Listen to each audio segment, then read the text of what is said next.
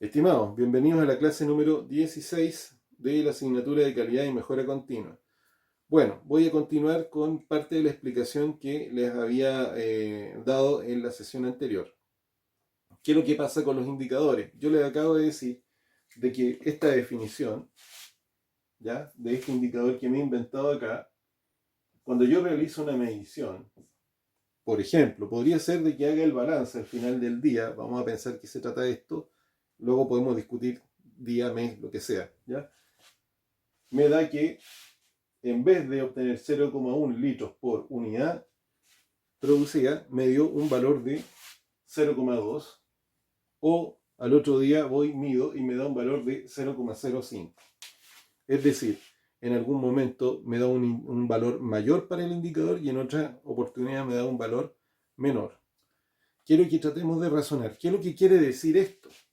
¿Qué quiere decir esto?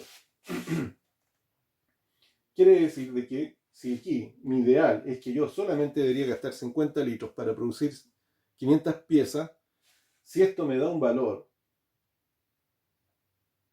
menor a 0,1, ¿qué querrá decir? ¿Lo estoy haciendo bien o lo estoy haciendo mal? Si me da un valor superior, ¿qué es lo que quiere decir? ¿Lo estoy haciendo bien o lo estoy haciendo mal? Veamos. Si me da un valor de 0,2, quiere decir de que en vez de 0,1 estoy gastando, o mejor dicho, en vez de 100 centímetros cúbicos por unidad producida, estoy gastándome 200 centímetros cúbicos. Por lo tanto, podríamos decir de que esto me está señalando que este proceso estaría derrochando recursos. ¿Sí? Entonces, nosotros, si al observar ese indicador, estaríamos ya sabiendo que hay un problema con un derroche de recursos. Pero ahora nos vamos a ir al otro extremo. ¿Qué pasa si nosotros, ese mismo indicador, nos da 0,05? Quiere decir de que estamos usando menos recursos. Eso es tentador pensar de que puede significar que lo están haciendo mejor porque están ahorrando recursos, están usando la mitad. En vez de usar 100 centímetros cúbicos por cada unidad de producida, van a usar 50. Eso podría resultar ser una buena noticia, pero como no sabemos y este ejemplo está idealizado, podríamos también pensar que se trata de algo que no está funcionando bien. ¿Por qué? Porque esta definición nosotros la hicimos bajo una situación idealizada. ¿De dónde podría haber provenido esa situación idealizada? Quiero que empiecen a tomar nota y pregúntense. ¿Podría ser que estamos definiendo esto en función de una indicación que nos dio alguien que fabricó el proceso, alguien que creó el proceso, que proviene de alguna situación científica, alguna cuestión práctica? ¿De qué? ¿De dónde? Necesitamos ese contexto para saber si es que ese valor es correcto o no. Ahora, vamos a decantarnos por la posibilidad de que esto también nos está indicando que está funcionando mal el proceso. Pero fíjense, ¿dónde tenemos el problema nosotros? Es que este valor, este indicador, como me dio un valor exacto, no me sirve mucho. Porque piénsenlo por un momento y a ver si ustedes se cuestionan, oye, espérate, ¿de qué que me dé justo 0,1? ¿Cómo puede ser? Evidentemente pareciera que necesitamos una suerte de rango. Entonces, quizás esto debería haber estado, que el indicador, podríamos haber dicho, debería haber estado en 0, 11 y 0,9. Es decir, un centímetro cúbico arriba y un centímetro cúbico abajo, o mejor dicho, 10 centímetros cúbicos arriba y 10 centímetros cúbicos abajo. Y ahí podría estar un poco más claro. Es decir, quiero que se fijen bien. Quiere decir que el indicador podría tener un rango. ¿De dónde proviene eso? Es que es curioso, porque ustedes mismos se tienen que dar cuenta, y si observaron bien los videos anteriores que ya les he pedido que revisen, incluso esos que eran de la otra asignatura que era de los mineros, entonces me diría, oye, espérate, es que este valor quizás nunca fue 50. Este valor quizás fue entre 49 y 51. Y este fue entre 480 y 510. Es muy difícil que tenga valores que sean demasiado exactos. Por lo tanto, ¿eso qué quiere decir? Que los indicadores también nos dan unos rangos. ¿Cuánto puede ser ese rango? Bueno, eso es conversable. puede provenir de situaciones que vienen de este estilo, o podría ser que simplemente alguien toma una decisión de decir, oye, necesito que este proceso se mantenga con un, no sé, con un margen de error no mayor del 5%. Es decir, que de repente a lo más puede crecer 2,5 hacia arriba y 2,5 hacia abajo, desviarse de su valor ideal. Ahí tenemos una situación. Pero ahora quiero que también regresemos un poco, como yo se lo planteaba. ¿Qué pasaba con el indicador? Ese indicador a nosotros nos está hablando de que es un indicador que se diseña en función de condiciones controladas, lo que trae implícito que estos indicadores sirven para controlar, ¿ya?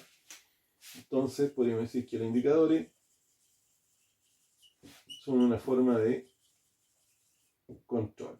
Pero habitualmente, cuando uno mira los indicadores en función de condiciones que son idealizadas, es decir, esto, si el proceso está funcionando bien, este es el valor que puede tener el indicador, en este rango.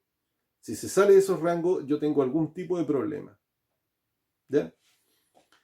Ahora, eso me obliga a controlar y me está obligando a medir. Aquí uno se puede hacer, muchas preguntas respecto a la utilidad que tienen estos indicadores. Quiero que lo vayan pensando ustedes. Como son mantenedores, quizás ahora empieza a cobrar mucho sentido la razón por qué ustedes definen que un aceite, un lubricante se encuentra funcionando bien si tiene cierta temperatura. ¿Por qué razón algún motor podría estar funcionando bien si se maneja hasta ciertas revoluciones por minuto? ¿Por qué algún equipo podríamos decir que se encuentra en buenas condiciones si me da una diferencia de amperaje o de voltaje de cierto nivel? Quiero que la piensen un poco. Eso es. Esos datos que ustedes utilizan para, por ejemplo, realizar un diagnóstico tienen que ver con indicadores. Lo que ocurre es que podría ser que nos hemos alejado lo suficiente del origen de esos indicadores que los estamos viendo como que si fuera algo que no tiene nada que ver como con nosotros. Ahora, a mí me gustaría replantear algunas cosas. Esto es súper fácil cuando nosotros hablamos de procesos que son de carácter productivo, porque por lo general los indicadores están asociados a asuntos que tienen que ver con la eficiencia, como ya lo había mencionado antes, y la eficacia. Voy a hacer una diferenciación entre ambos para que lo podamos entender.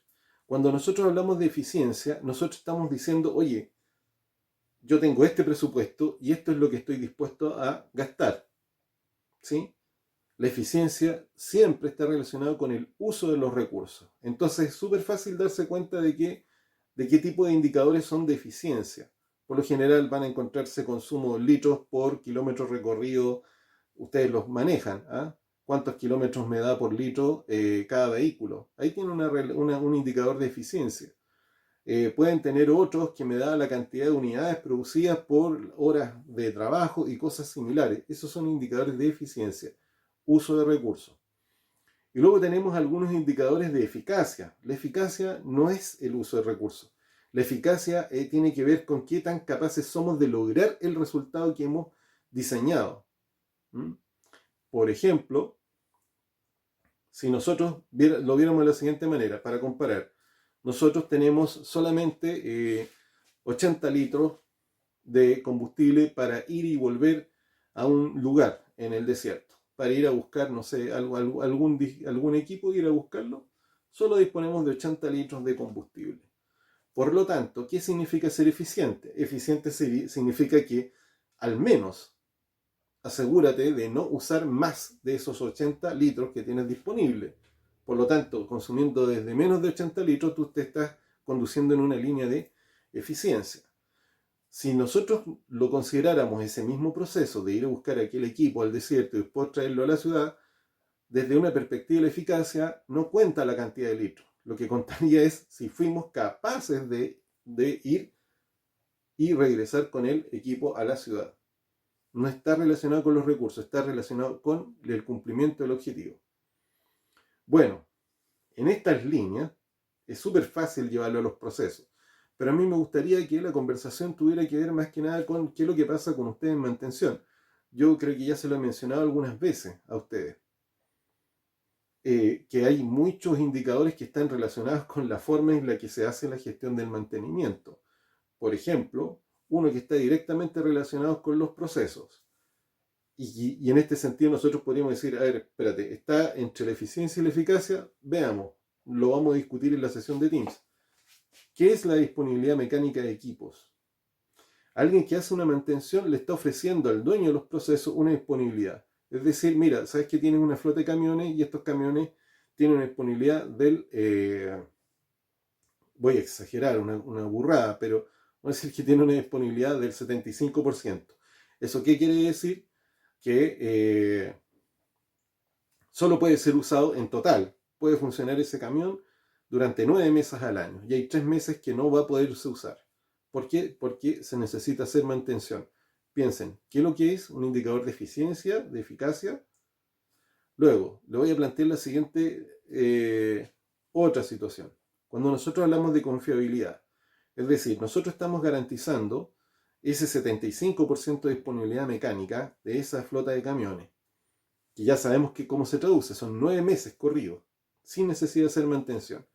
Entonces nosotros podríamos decir, ¿qué pasa si ofrecemos un 50% de confiabilidad? Lo que estamos generando es un rango. Traten de imaginarse el mismo indicador que le planteé antes. Se me está abriendo un rango. Porque puede ser que funcione como un carrosello. O sea, es medio descabellado pensar en esos términos. Si yo digo, no, voy a ofrecer una confiabilidad del 90%, igual dejo un margen de duda. Porque, ¿qué significa eso? Significaría que tendría que multiplicar por 0,9 ese valor, ¿ya? De 75%, lo que me estaría dando algo así como 62% de disponibilidad 100% segura. Y el 75% solo sería 90% seguro. Quiero que le vayan dando vuelta a eso. Ahora otro que me resulta a mí muy interesante y que me gustaría que me lo pudieran conversar, si es que lo dominan bien. El tiempo medio entre fallas, que es un indicador muy de mantención. Pero fíjense, pero eso ya opera no como los puros procesos, sino que como el sistema de mantenimiento. Aquí se le denomina tiempo medio entre fallas. Es cuánto tiempo pasa entre la última mantención y la siguiente mantención. ¿Qué tipo de indicador es ese? ¿Es de eficiencia o es de eficacia? Bien, yo voy a dejar esto hasta acá y los dejo con esa inquietud para que podamos conversarlo durante la sesión de Teams.